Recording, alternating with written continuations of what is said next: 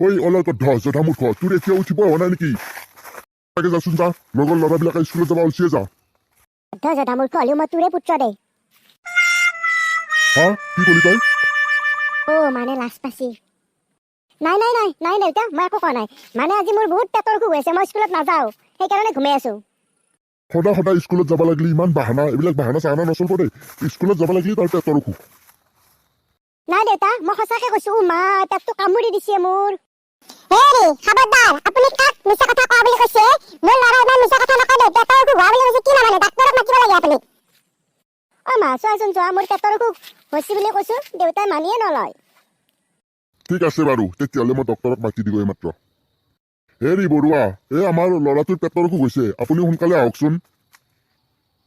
ঠিক আছে বাৰু মই ডক্তৰক মাতি দিছো ডক্তৰ আহি পাব এতিয়া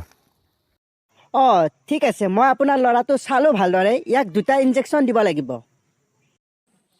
2টা ইনজেকশ্যন নাই নাই নাই মোৰ পেটৰ বিষ হোৱা নাই মাই মোৰ পেটৰ বিষ হোৱা নাই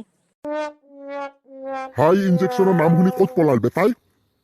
হেৰি তুমি দেখোন বৰ অহংকাৰ মাৰি কৈছিলে তোমাৰ ল'ৰা বোলে মিছা কথা নকয় ক'ত গেল তোমাৰ ল'ৰাৰ সত্যতা মোৰে কল ল'ৰা হ'ল নেকি পিছে আপুনি